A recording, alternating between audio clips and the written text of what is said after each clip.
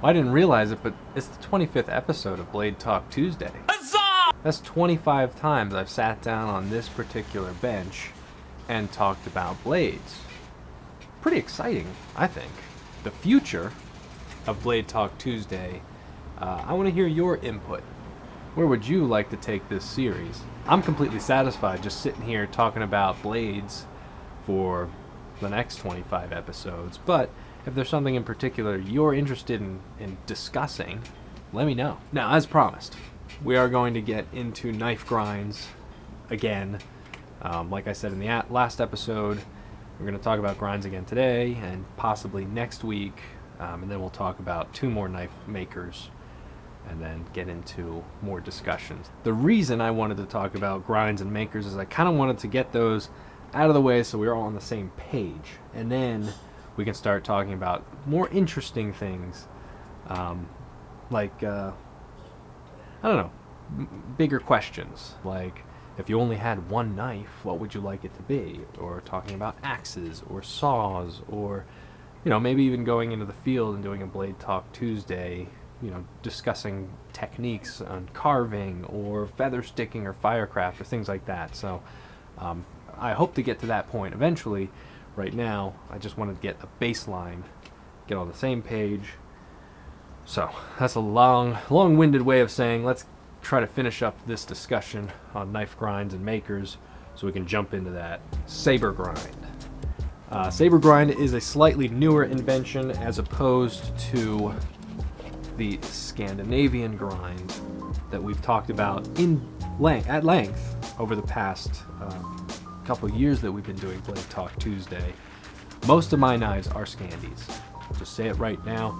It's probably my favorite grind for out in the woods and woodworking.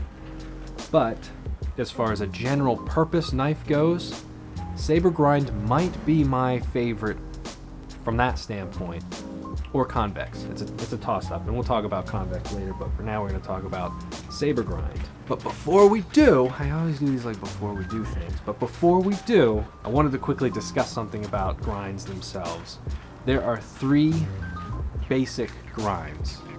Only 3, because a grind is how you achieve the sharpness of the blade, and you have 3 methods of doing so. And let me explain that before you jump on there and yell at me for making it too simplified.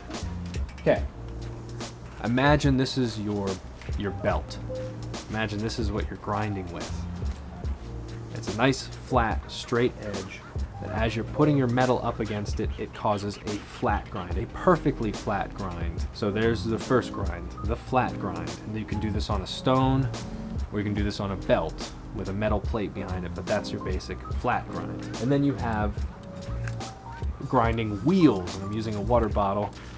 A wheel, as you're grinding the metal, will cause a hollow grind, okay?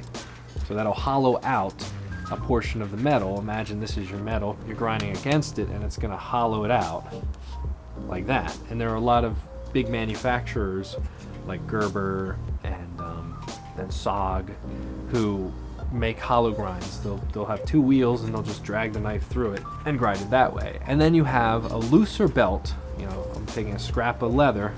Imagine this is your grinding belt. As you're grinding and pushing against it, the belt flexes, and that's going to create a convex grind.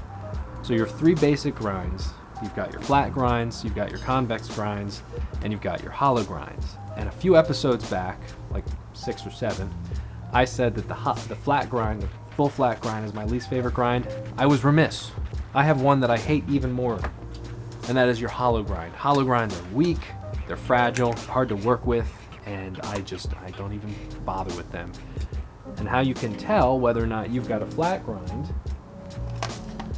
take a straight edge, like a ruler, take a knife that's in question, and place it against the grind.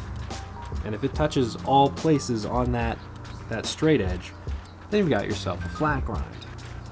If it's got a hollow in between the straight edge and the knife, you've got a hollow grind.